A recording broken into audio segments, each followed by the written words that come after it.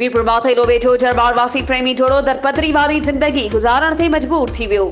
तफ़सीलन मूजिब जरवार जे ॻोठ अज़ीम अबड़ो जी रहवासी नारी कुछ ॾींहं अॻु शाज़िया अबड़ो ॻोठ गुलाब बोज़दार जे रहवासी निसार अहमद बोज़दार सां प्यार जो पहिरों कयो हो। शाज़िया अबड़ो जे माइटनि पारां कूड़े ड्रामो जोगी फ़कीर खे गोली हणी ज़ख़्मी करे बोज़दार बिरादरी मथां केस दाख़िल कराए छॾियो। वधीक बोज़दार बिरादरी जे माण्हुनि एहतिजाज करे मीडिया सां ॻाल्हाईंदे चयो त अबड़ा बिरादरी जी छोकिरी नाले शाज़िया असांजे नौजवान निसार अहमद बोज़दार सां कोर्ट में पसंदि जी शादी कई हुई। शाज़िया जे माइटनि राति जो कूड़ो ड्रामो ठाहे जोगी फ़कीर खे पाण खे गोली हणी ज़ख़्मी करे असां ते केस दाख़िल करायो आहे। असां अपील था करियूं एसएसपी घोड़की डीआईजी सखड़ आईटी सिंध खे त साफ़ शफ़ाफ़ इंक्वायरी कराए असांखे इंसाफ़ ॾियारियो वञे।